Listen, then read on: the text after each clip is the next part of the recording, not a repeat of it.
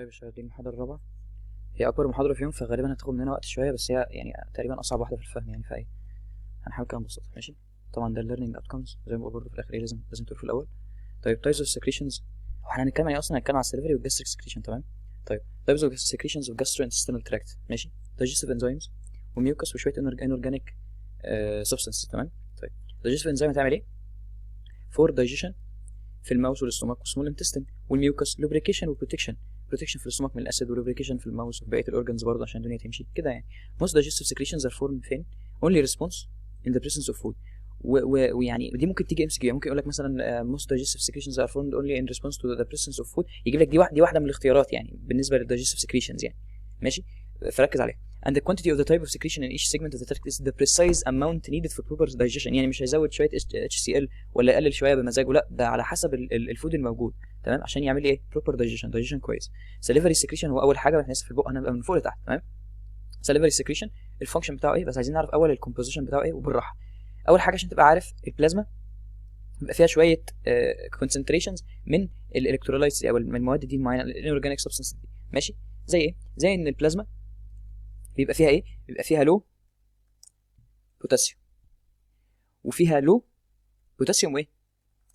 HCO3. تمام. بس بيبقى فيها هاي صوديوم اند ايه؟ كلور. حلو. يبقى دي مين؟ البلازما. تمام. وبتبقى ايزوتونيك. حلو زي الفل. يبقى انت عرفت البلازما بتبقى عامله ازاي. طيب يبقى فيها لو بوتاسيوم ولو HCO3 اللي هو البايكربونات، وهاي صوديوم وهاي Cl، وبتبقى ايزوتونيك. يعني ايه ايزوتونيك؟ يعني هي الاوزمولاريتي بتاعتها متعادله، يعني هي مش عايزه ميه ومش عايزه ملح، لا هي متعادله، كميه الملح اللي فيها مساويه كميه الميه، فالدنيا ماشيه زي الفل. ماشي. هايبوتونيك يعني مخففه اكتر، يعني حاجه الميه فيها كتير. ماشي. طيب بالراحه. الكومبوزيشن في السلايفا، اول حاجه هاي في البوتاسيوم يعني عكس البلازما، وهاي في HCO3 يعني عكس البلازما، لو في الصوديوم يعني عكس البلازما، لو في Cl يعني عكس البلازما برضه، هايبوتونيك يعني زاد ميه عن البلازما. يبقى كل ده اتغير في البلازما عشان تطلع لي مين؟ السلايفا. هنعرف ازاي، بس انت هفهمها لك تحت واحنا بنتكلم في ازاي السلايفا بتكون وايه الانيشال سلايفا والكلام ده. بس تركز دلوقتي في مين؟ في الفانكشن بتاع السلايفا، وتبقى عارف ان البلازما دي الكونسنتريشنز بتاعتها. طيب فانكشنز اوف سلايفا: انيشال ستارش دايجيشن، زي ما احنا قلنا في البايو. انيشال ستارش دايجيشن بتدايجست مين؟ الكوكد ولا النون كوكد؟ لا الكوكد، عشان هو اثر في الدايجيشن. والسليفري اميليز اصلا يعني مش قوي زي البنكرياتيك اميليز، فالكوكد هي اللي بيحصل لها دايجيشن. ماشي. بنسمي برضو السليفري اميليز بتيالين اند انيشال ترايجليسيرايد دايجيشن باي مين؟ اللينجوال لايبيز، برضو ده بايو. تمام. طيب الفانكشن بتاع السلايفا ايه؟ لوبريكيشن عشان في ميوكس، ودايلوشن عشان هو ايه؟ عشان السلايفا برضو قلنا فيه ايه؟ هايبوتونيك يعني في ميه كتير، فبيعمل دايلوشن وبفرنج للانجستد فود. ماشي. طيب الكومبوزيشن بتاع السلايفا شويه الايونز دي والبريسنس بتاع الاميليز واللايبيز. ماشي. فورميشن اوف سلايفا: ديلي سكريشن اوف سلايفا نورمالي رينجز بتوين كام؟ مالكش دعوه، هو كام؟ 1000. المتوسط 1000 مللي، يعني لتر سلايفا. ماشي. سلايفا از فورمد باي 3 ميجر جلاندز، الباروتيد ودي اهم واحده واكبر واحده اهي، وبعد كده عندك السب مانديبولار والسب لينجوال. السب لينجوال اهي والسب مانديبولار اهي. ماشي. طيب each gland is formed of acini، خدناها برضه في الهيستولوجي، lined with acinar cells and secrete an initial saliva and a branching duct system. initial دي مهمه، يعني هي مش سلايفا خلاص، لا هي initial saliva. ماشي. system lined with columnar epithelium which modify the initial ايه؟ saliva. طيب هيحصل modification initial saliva دي فين؟ في الدكت. when saliva production is stimulated myoepithelial cells which line the acinus and initial ducts contract and eject saliva into the mouth. يعني myoepithelial cells عباره عن نوع معين من الابيثيليوم حصل له modification انه يبقى ماسكولار شويه، فبالتالي هو اللي بيضغط وبيضخ الميوكس او السلايفا بره مين؟ بره الاساينس والاسيناي قصدي والدكتس لمين؟ للماوث عشان يطلع بره بقى خلاص. تمام. يبقى ده عن طريق مين؟ مايو ابيثيليوم. حلو.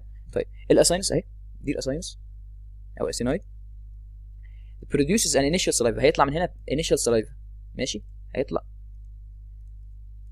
initial saliva من هنا. حلو. اول ما يطلع initial saliva هيعدي على مين؟ على الدكت. دي الدكت اهي، ودي دكت اهي، ودي دكت اهي، بس كل شويه بتكبر، كل شويه بتجمع ايه؟ اساينس اكتر. ماشي. initial saliva with a composition similar to plasma. يعني اصلا الانيشال سلايفا ده ليه انا بقى قلت لك هنا تحفظ الكومبوزيشن بتاع البلازما؟ لان ده الكومبوزيشن بتاع الانيشال سلايفا.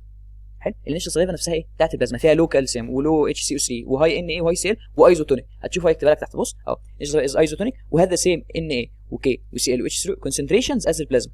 ماشي. طيب ليه بيحصل له موديفيكيشن؟ نشوف دلوقتي. the ducts modify the initial saliva by the following processes. هتحفظ الاربعه ولازم عشان هم بيجوا في الريتم. reabsorption of صوديوم وسي ال. يبقى يحصل ايه؟ انا طلعت اهو، انا ماشي اهو، ده السلايفا، هيحصل reabsorption للسي ال والصوديوم، يبقى الصوديوم والسي ال هيطلعوا بره، يبقى هيقل كميه الصوديوم والسي ال جوه مين؟ السلايفا، فترجع يبقى زي ما هو كان كاتب لي هنا، هيبقى في له ان ايه ولو سي ال لان هم حصل لهم reabsorption بره. طيب تاني خطوه، سكريت الكي والاتش سي او 3. الدوكس دي هتزود كي جوه وتزود اتش سي او 3 جوه، يبقى ده يعمل لي ايه؟ هيخليني عندي هاي كالسيوم وهاي بايكربونات. تمام. طيب ثالث حاجه، الالدوستيرون اكس اون ذا ductal cells to increase the reabsorption of sodium والسكريشن اوف كي، برضه هيزود لي الكي ويقلل لي ايه؟ الصوديوم. طيب سلايفا بيكمز ايه؟ هايبوتونيك. ليه هايبوتونيك؟ لان الدكتس دي امبيريبل تو ووتر، وانا كل شويه اشيل منها واحنا شيلنا حاجتين وزودنا حاجتين، بس كميه اللي تتشال اكتر. ماشي، لما كميه السولتس اللي تتشال من محلول معين تبقى اكتر من كميه الميه اللي اتشالت منها، المحلول ده هيبقى اقرب لانه فيه ميه كتير، ومعنى انه فيه ميه كتير ان هو هايبوتونيك. تمام، يبقى عشان كده اتحولت لهايبوتونيك. يبقى ده التغييرات اللي حصلت في البلازما او الانيشال سلايفا عشان تتحول للكومبوزيشن بتاع السلايفا العادي اللي هو ده. تمام، يبقى كل ده اتغير وبقى كله ايه؟ ده. طيب بعد كده عندي احنا قلنا كل ده صح؟ هو احنا قلنا هو سلايفا بيكمز هايبوتونيك ليه؟ عشان الدكتس relatively impermeable to water، فمور سولوت اللي هو السولت والحاجات اللي كانت موجوده بيطلع بره، حصل له ري ابزوربشن لبره عن الووتر اللي موجوده اوريدي في مين؟ في السلايفا. طب الريجوليشن والسلايفا برودكشن، هنا كل ده احنا عملنا السلايفا كومبوزيشن وعملنا كل حاجه، بس عايزين نعمل له ريجوليشن. اي ريجوليشن يبقى بايه؟ بنيرفس وهرمونال، بس هنا مفيش هرمون، نوت باي جي اي هرمون، هيبقى بس ايه؟ نيرفس. طيب انت عارف ان السمباثيك والباراسمباثيك نائر ونير، وكل شويه تقول لك الباراسمباثيك مش عارف بيعمل كونتراكشن فين، لا السمباثيك بيعمل هنا ريلاكسيشن. طب السمباثيك هنا بيعمل كونتراكشن، لا هنا الباراسمباثيك بيعمل ريلاكسيشن. في حاجات هم مش نائر ونير فيها، في حاجات هم بيعملوا نفس الحاجه. تمام، زي فين؟ زي بالظبط في السلايفا برودكشن والسويت برودكشن والكلام ده. السلايفا برودكشن از كنترولد باي ذا باراسمباثيك والسمباثيك، والاثنين بيحفزوه. سلايفا برودكشن انكريزد باي بوث الباراسمباثيك والسمباثيك اكتيفيتي، بس باراسمباثيك اكتيفيتي از مور امبورتنت. ليه مور امبورتنت؟ عشان هو بيعمل فازو دايليتيشن في البلاد فيزلز، والفازو دايليتيشن بالبلاد فيزلز يزود البلاد سبلاي للاورجان ده. لما يزيد البلاد سبلاي للاورجان اللي هو بيطلع السلايفا زي البارتيك جلاند والكلام ده، هيطلع لي سلايفا اكتر. اما السمباثيك بيعمل فازو كونستركشن فيقلل البلاد سبلاي، فيقلل لي ايه؟ كميه السلايفا اللي طالعه، بس ستيل هو بيحفزها، فالاثنين هيزودوه. يعني لو قال لك سمباثيك او قال لك باراسمباثيك، الاثنين بيزودوا السلايفا.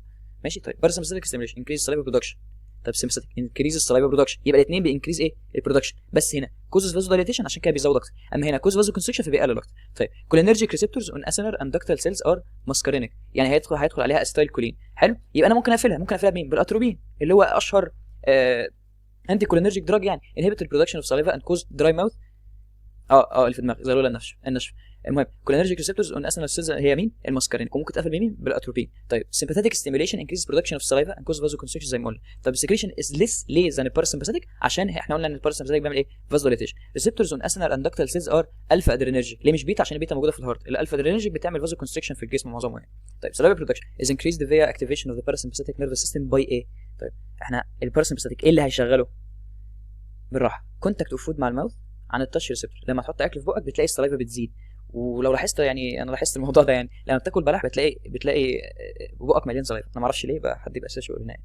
طيب التيست والسميل، لما بتدوق حاجه او بتعجبك او بتشم حاجه ريحتها حلوه، برضو الكيمو ريسبتورز هنا اللي بتشتغل. يبقى هنا كان تاتش ريسبتور عشان الفود دخل بقك، هنا كيمو ريسبتور عشان دي مواد كيميائيه سميلز او تيست. ثينكينج اور هيرنج سينج فود هيروح الريجوليشن سنتر في البرين. ماشي، النوجا بتعمل ايه؟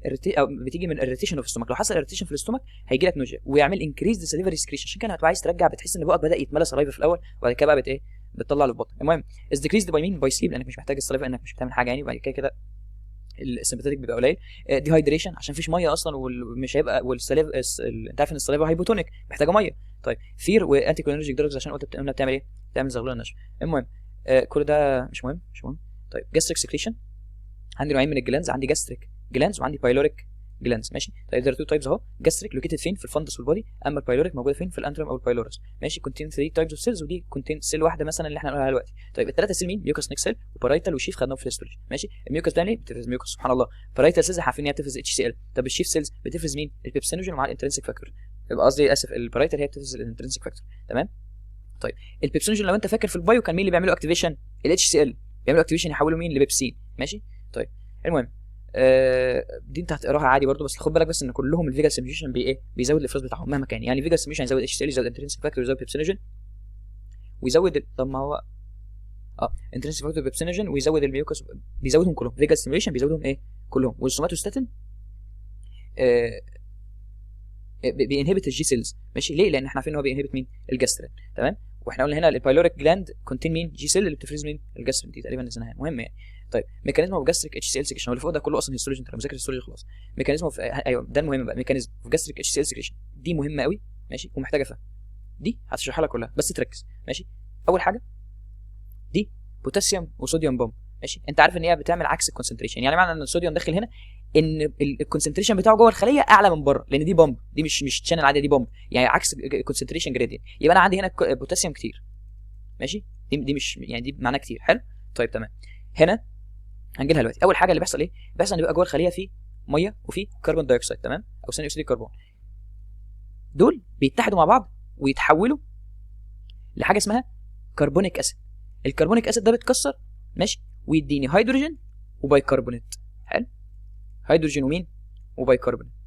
خلينا على الشمال اول. البايكربونات بيحصل له ايه؟ عن طريق بامب معينه برضو بيطلع بره ويدخل لي سي ال. طب معنى ان سي ال داخل ببامب ده معناه ان هو جوه ايه؟ اعلى، لان هو ماشي عكس الكونسنتريشن جريدينت بتاعه، فمعنى انه ماشي من هنا لهنا ان هو اعلى هنا مش اعلى جوه. يبقى انا عندي سي ال هنا كتير كتير، تمام. يبقى انا عندي دلوقتي جوه الخليه بوتاسيوم كتير وعندي جوه الخليه كلور كتير. حلو، طيب المهم دلوقتي هنيجي للنقطه الثانيه. ايه اللي جاي من تكسير الكربونيك؟ جالي هيدروجين. حلو، طيب الهيدروجين هيطلع عن طريق بامب، بس البامب دي عشان تشتغل محتاجه ان الكالسيوم ان البوتاسيوم يدخل جوه، والبوتاسيوم اصلا جوه الخليه كتير، فالبوتاسيوم اول لما احنا قلنا ان هو كتير اهو هيطلع بره، لما يطلع بره يلف ويرجع تاني ويدخل جوه عن طريق مع اي تي بي عشان يطلع لي هيدروجين بره. بس السي ال انا مش محتاجه في البامب دي، فهيطلع بره لوحده. عشان كده هيقول لك ان مع الهيدروجين وهو بيطلع سي ال برضه. ليه؟ لان في اصلا سي ال كتير قوي هنا، لانه كان ماشي عكس الكونسنتريشن جريدينت وحصل له تجميع كتير قوي هنا زي في اليود لو انت فاكر يعني. وبرضه البوتاسيوم كان كتير فطلع، يبقى اللي بيدخل كتير بيطلع من الناحيه الثانيه ايه؟ كتير، واللي بيدخل كتير بيطلع من الناحيه الثانيه ايه؟ كتير. هنا سيروزا لما هنا ميوكوزا، ده جوه الميوكوزا جوه اللومن. ماشي، يبقى هنا طلع لي سي ال وطلع بوتاسيوم، بس البوتاسيوم رجع تاني عشان يطلع لي اتش. ففي الاخر النتيجه المحصله ان انا طلع لي ايه؟ ان انا طلع لي هيدروجين، ان انا طلع لي هيدروجين وطلع لي كلور. ماشي، لو عايز الجزء الاسهل من المعادله دي كلها بدل العك اللي احنا عكيناه ده، ماشي، ووتر وكربون دايوكسيد بيتحدوا يديني كربونيك اسيد. كربونيك اسيد يتكسر لحاجتين، بايكربونات وهيدروجين. هيدروجين يطلع مع السي ال بره الخليه وخلصت. حلو، هيدروجين يطلع مع السي ال بره الخليه. هيدروجين والسي ال يعني ايه؟ يعني سبحان الله اتش سي ال يعمل لي الحمض اللي انا عايزه. ماشي، بس اهو يلا بقى برايتال سيلز سكريت اتش سي ال انتو ذا لومن اوف ذا ستومك اند ابزورب بايكربونات انتو ذا بلاد ستريم. اهو بايكربونات بيرجع للبلاد ستريم تاني. ماشي، طيب قلنا ان البايكربونات بيرجع للبلاد ستريم تاني. في البرايتال سيلز بقى اللي يحصل الكربون دايوكسيد والاتش 2 او هيتحدوا مع بعض ويعملوا كربونيك اسيد، وبعد كده الكربونيك اسيد ده هيتكسر لهيدروجين وبايكربونات عن طريق الكربونيك انهيدريز. ماشي، طيب بعد كده انا عايز مين؟ عايز الهيدروجين. هيحصل له سكريشن في اللومن باي ذا ستومك، باي ذا مين؟ الهيدروجين والبوتاسيوم بومب اللي وريتها لك تحت. بعد كده الكلور السكريت الونج وذ هيدروجين وانا قلت لك ليه.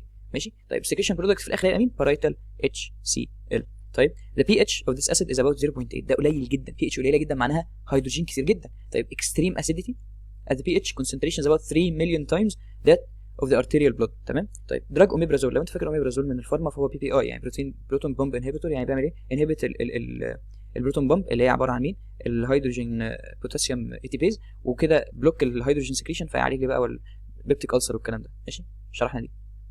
ريجوليشن احنا كنا هنا بنخليه يطلع بس، هنا هنريجوليت بقى. هنريجوليت بمين؟ سبحان الله بالنيرفس ستيميوليشن اوف جاستريك عن طريق مين؟ يا اما فيجال ستيميوليشن يا اما جاسترين. يبقى هنا هرمون ومين؟ ونيرف. مين اللي كان نيرف بس؟ لو طلعت فوق هتبقى عارف. طيب ستيموليت هيدروجين سكريشن باي ايه؟ باي دايركت باثوي واندايركت باثوي. يبقى الفيجال عن طريق حاجتين. الدايركت باثوي هيروح لمين؟ هيروح دايركتلي على البرايتال سيلز يقول لها افرزي لي اتش سي ال. الريسبتور ماسكارينيك، لما الريسبتور ماسكارينيك يبقى النيورو ترانسميتر مين؟ اسيتايل كولين. ماشي، دي مهم. طيب اندايركت باثوي يبقى مش هيروح لها على طول، لا ده هيروح عند الجي سيلز اللي موجوده فين؟ في الانترو. ماشي، في البايلوريك جلاند تو سكريت مين؟ جاسترين. لما يفرز جاسترين، الجاسترين من نفسه يروح يعمل ايه؟ يروح يزود لي الاتش، يبقى ده اندايركت. طب النيورو ترانسميتر هنا ايه؟ النيورو ترانسميتر هنا جاسترين ريليزنج بيبتايد، يعني بيشتغل على ماسكارينيك؟ لا، يبقى الدايركت على ماسكارينيك، الاندايركت مش على ماسكارينيك. ده جاسترين من نفسه هو ستيميوليت الاتش سكريشن. طب الاتروبين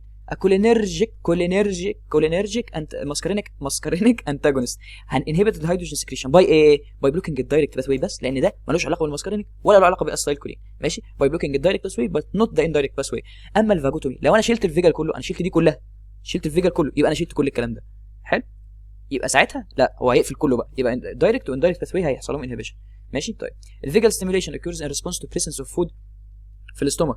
ماشي. الفيجال ستيميوليشن ده بيحصل في الفود، لان الفود لما ينزل هيعادل الاسيد، فانا احتاج ان انا ازود الاسيد ده، فالفيجال ستيميوليشن يزوده. طيب also it's caused by signals from the cerebral cortex والابيتايت سنتر as a preparation to food. يعني انت لما بتيجي تفكر في الاكل او تبقى عارف انت هتاكل، بيبدا من ساعتها، من قبل ما حتى ما ينزل الفود للاستومك، لا بيبدا الفيجاس ينبه الابيض ان انت يلا يبدا شغل لنا شويه HCl عشان الواد ده هياكل. تمام. طيب تاني حاجه الهرمون وهو الجاسترين is released in response to eating a meal due to presence of small peptides او distension او vagal stimulation. دي في المحاضره الاولى. stimulates mean hydrogen secretion by parietal cells. تمام. ثالث حاجه هيستامين. الهيستامين ده كنا قلنا ان هو ايه؟ باراكراين ريليز فروم انتيروكروماتين لايك سيلز، قلنا معناها في المحاضره الاولى ان ذا gastric mucosa diffuse to the nervy parietal cells stimulate the hydrogen secretion by activating ال H2 receptor. اشمعنى ال H2 receptor؟ عشان ممكن يجي لك في الامتحان يقول لك دراج دايفنهيدرامين ماشي هيبلوك الهيستامين اكشن على الهيدروجين سكريشن. لا ليه؟ لان الدايفنهيدرامين ده انتي هيستامين، بيقفل ال H1 مش بيقفل ال H2، وده خدناه في سنه اولى كده، انت مش فاكر او ممكن تكون فاكر يعني ان شاء الله، بس المهم ان ايه مش عارف والله ممكن يجيبها ولا لا، بس ابقى عارفه برضه. ماشي. طيب اون ذا برايتال سيل ممبرين يبقى مين؟ H2. طب مين اللي يقفل H2؟ مش الدايفنهيدرامين بقى، اللي هيقفلها مين؟ السيميتيدين. حلو. طيب H2 receptor blocking drugs such as سيميتيدين ماشي او الرانيتيدين او الفيموتيدين inhibit الهيدروجين سكريشن by blocking the stimulatory effect of مين؟ of الهستامين. طيب هستامين potentiates الاكشن of acetylcholine stimulating الهيدروجين سكريشن. يبقى هو الهستامين نفسه بيستيموليت الاستايلكولين. حلو او بوتنشيت، بلاش ستيموليت، هو بوتنشيت بيقوي الاستايلكولين بس في الشغل بتاعه. ماشي. عشان هيجي يقول لك هنا الاستايلكولين نفسه بيبوتنشيت الهستامين، قال لا يعني ده هيزود ده وده يزود ده وبعدين ده يزود ده وبعدين ده يزود ده وبعدين وهكذا، تدخل في فيش السايكل. المهم يعني thus H2 receptor blockers cimetidine are particularly effective in treating ulcers. ليه؟ عشان هم هيبلوك البوث الدايركت والاندايركت اكشن بتاع الهستامين. الدايركت اكشن بتاع الهستامين وبيزود الهيدروجين سكريشن، والاندايركت بانه بيبوتنشيت الاكشن بتاع الاستايلكولين. تمام. طيب also acetylcholine potentiates الاكشن اوف هستامين and gastrinine. هو احنا مش قلنا ان الجاسترين ريليزنج بيبتايد هو اللي بيستيموليت الجاسترين؟ ماشي. يبقى علاقه الاستايلكولين؟ لا، ما هو الاستايلكولين بيبوتنشيت مش بيستيموليت، يعني هو بيقوي بس زي ما هو بيعمل هنا. ماشي. هو مش بيخلي يعني الهستامين مش بيخلي الاستايلكولين يطلع، لا هو بيقوي الاكشن بتاع الاستايلكولين. نفس الكلام في الاستايلكولين هنا على الجاسترين والهستامين. ماشي. طيب thus muscarinic receptor blockers such as atropine block both direct action و indirect action. ما هو ده غباء، لان هو كان مكتوب فوق ان هو بيبلوك الدايركت بس، لا هو صح لان هو بيبلوك الدايركت فوق عشان هو الاندايركت بتاعه ستيميوليت السكريشن، اما هنا هو بيبلوك الدايركت والاندايركت عشان ده بوتنشيتنج افكت مش ستيميوليتنج افكت للبرودكشن. ماشي. طيب thus muscarinic receptor blockers such as atropine block both the direct action of acetylcholine parietal cells and the potentiating effects of acetylcholine والهستامين وفي الجاسترين. طيب inhibition بقى of gastric هيدروجين سكريشن. مين اللي هينهبت؟ كل اللي فوق ده كان بيبوتنشيت وبيستيموليت، اما مين هنا اللي هينهبت؟ اول حاجه النيجاتيف فيدباك. نيجاتيف فيدباك ميكانيزم انهبت مين؟ الهيدروجين سكريشن. ازاي؟ اول حاجه اللو بي اتش هيروح يقول للجاسترين خلاص كفايه افراز هيدروجين انا زهقت، فبعد كده يروح يعمل انهبيشن لمين؟ للهيدروجين سكريشن بالبارايتال سيلز. مين تاني؟ السوماتوستاتين عن طريق حاجتين دايركت واندايركت. الدايركت باثوي هيروح هو بنفسه للبارايتال سيلز يقول لها وقفي انهبت اتش سي سكريشن. الاندايركت هيروح للجاسترين اهو هينهبت الجاسترين. السوماتوستاتين هينهبت الجاسترين زي ما احنا قلنا في المحاضره الاولى، فبالتالي برضه هينهبت مين؟ الهيدروجين سكريشن. ماشي. او اندايركت بس واي السوماتوستاتين دايركت انهبتس اتش سي ال سكريشن باي بارايتال سيلز، والاندايركت السوماتوستاتين انهبتس الريليز اوف هيستامين والجاسترين، يبقى برضه هينهبت مين؟ هينهبت الهيستامين اللي هو اصلا الباراكراين اللي شبهه. محاضره اولى برضه. طيب سي بروستاجلاندينز، احنا عارفين البروستاجلاندينز بروديوسد لوكالي ان جاستريك ميوكوزا انهبت جاستريك هيدروجين سكريشن او هيدروجين اي سكريشن، وده بيتمنع بمين؟ بالنون ستيرويدال انتي انفلاماتوري دراجز عشان هي بتوقف البروستاجلاندين، ولما توقف البروستاجلاندين مش هيحصل انهبيشن للهيدروجين، فيحصل ايه؟ يحصل جاستريك ألسر. انهبت بروستاجلاندينز اهو and thereby can increase HCl secretion and cause peptic ulcer if used for long time. عشان كده احنا بنخاف اصلا جدا من النون ستيرويدال ده، ودايما بيقول لك كل قبل ما تاخد الدواء يعني او تاخده بعد الاكل يعني. سكريتين هرمون ريليز فروم دودنال ميكوزا انهبيتس اتش سي ال سكريشن. احنا هنا خدنا مين اللي انهبت الاتش سي ال سكريشن دايركتلي؟ سوماتوستاتين وسكريتين. كان في واحد ثالث فاكره؟ مين بقى الثالث؟ كان في المحاضره الاولى. المهم رجع للمحاضره. بيبتيك ألسر ديزيز اتس ان ulcerative lesion of the gastric or duodenal mucosa. يعني ايه ألسر؟ يعني ايه ألسر؟ ألسر يعني discontinuity of the surface epithelium. ده تعريف الألسر عامه، يعني الابيثيليوم راح فبالتالي الكونكتيف تيشو بتاعته بقى باين لبره، فبالتالي ممكن يحصل له بسهوله انفلاميشن وكده عشان هو اضعف، والابيثيليوم كان المفروض ان هو بيحميه. ماشي. طيب لوس اوف ذا بروتكتيف ميوكوزال بارير ده اللي بيعمل البيبتيك ألسر ديزيز. جاستريك ميوكوزال بارير ذيس ار مالتيبل فاكتورز ذات بروتكت ذا جاستريك ميوكوزا فروم ذا دامجينج افكت اوف اتش سي ال. يبقى ايه اللي بيبروتكت الميوكوزا من الاتش سي ال؟ هنقولهم دلوقتي. اول حاجه الميوكوس وقلنا ماشي، قلنا في الاول. طيب بايكربونات ليه؟ عشان هو اصلا قاعدي فبيعاكس ال HCl الحامضي. تايت جانكشنز اوف جاستريك ميكوزال سيلز، لو حد بص الخلايا عامله كده لازقه بعض ازاي بحاجات اسمها تايت جانكشنز. تايت جانكشنز دي بتمسكها في بعضها، عشان كده الميوكوزا ما بتعديش ال HCl انه يعمل يحرق الكونكتيف تيشو اللي تحت. ماشي. طيب بروستاجلاندينز دي عارفينها ان هو بيقلل الهيدروجين. نورمال ميوكوزا بلاد فلو كويس عشان البلاد فلو بيزود قوه التيشو ان هو يستحمل ال HCl. والجروث فاكتورز برضه كمان، بس احفظ لك مثلا 3 4 منهم. طيب ايه الدامجنج فاكتورز؟ طيب احنا قلنا اهو لوس اوف بروتكتيف ميوكوزال بارير، وفي بقى دامجنج فاكتورز. ماشي، يبقى لوس اوف حاجه وزياده حاجه. في حاجه هتقل فيحصل لي ألسر، وفي حاجه هتزيد فيحصل لي ألسر. ايه اللي هيقل فيحصل لي ألسر؟ الحاجات اللي كانت بتحمي الميوكوزا. طب ايه اللي يزيد فيحصل لي ألسر؟ الحاجات اللي هتدمر الميوكوزا. زي ايه؟ زي الهيدروجين. زي مين؟ البيبسين عشان بيشتغل برضه في وسط حامضي. الهيليكوباكتر بايلوري عشان اليورياز اللي بتفرزه، والسيتوتوكسين. نان ستيرويد عشان بيقلل البروستاجلاندين فبيعمل لي فبيزود الهيدروجين. الاستريس في اي حاجه كده كده. سموكينج والكحول في الهبدايه اللي احنا بنقولها كل مره. ماشي. طيب جاستريك ألسرز، the gastric mucosa is damages. A major cause of gastric ulcers مين؟ جرام نيجاتيف بكتيريا مش مهم، هي مين؟ هيليكوباكتر بايلوري، سؤال مهم في ام سي كيو. هيليكوباكتر بايلوري ريز السيتوتوكسين واليوريز، ودي مهمين برضو جدا، لازم تبقى عارف كل واحد بيعمل ايه. السيتوتوكسين بيدمج الجاستريك ميكوزا، اليوريز بيالكلايز الانفايرمنت. ايه يا عم وانت مش بتقول لي ان عشان الجاستريك ميكوزا تتدمر لازم يبقى اسيدك؟ هي ليه بقى الاتش بايلوري اللي بتدمر هتفرز يوريز؟ ما عشان هي تعرف تعيش، ما هي ما بتعيش حلو في الاسيدك قوي، فبالتالي بتفرز نفسها الكلاين سوليوشن او يوريز عامه which converts urea to ammonia. وبكده بيعمل ايه؟ بيالكلايز اللوكال انفايرمنت عشان تعرف هي تعيش فيها. تمام. اما تعيش فيها تعرف بقى تفرز السيتوتوكسين براحتها اللي هتدمر لي الجاستريك ميكوزا. مين اللي بيدمر الجاستريك ميكوزا؟ السيتوتوكسين. اما يوريز بيالكلايز المحيط بس عشان يزود السرفايف. ممكن يجي لك في الامتحان، وغالبا انا متوقع السؤال ده انه يجي لك يقول لك مين الانزيم اللي بيزود السرفايفل بتاع الهيليكوباكتر بايلوري؟ هيبقى مين؟ اليوريز مش السيتوتوكسين. طيب and permitting Helicobacter pylori to survive in the otherwise acidic gastric lumen. طيب duodenal ulcers لسه 2 بس. طيب duodenal ulcers the duodenal mucosa is damaged. هناك كان gastric mucosa.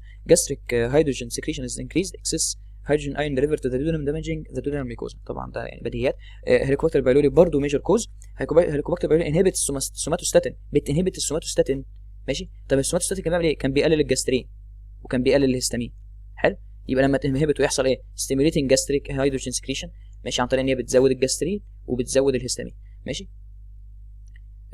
طيب inhibits intestinal bicarbonate secretion، ده اللي كان بيالكلايز اللومن. لما تنهبت السكريشن بتاعه ساعتها مش هالكلايز وتزيد برضه الحموضه. so there is insufficient bicarbonate to neutralize الهيدروجين ده كله. يبقى ايه الهيليكوباكتر بايلوري؟ ليها حاجتين في الجس في الاستومك بتاثر بيهم، وحاجه هنا في الدودنم عشان تعمل الالسر. والصراحه يعني هم الثلاثه فانكشنز يعني طرق بتاعتها، الميكانيزم بتاعتها عادي في الباثوجينيسيس بتاع المرض بتاعها. اول حاجه السيتوتوكسين يدمر الجاستريك ميكوزا، واليوريز يعني الكلايز عشان تعرف تسرفايف، وعندك كمان ايه؟ ان هي بتنهبت السوماتوستاتين وبتنهبت البايكربونات سكريشن. طيب دراجز ذات بلوك جاستريك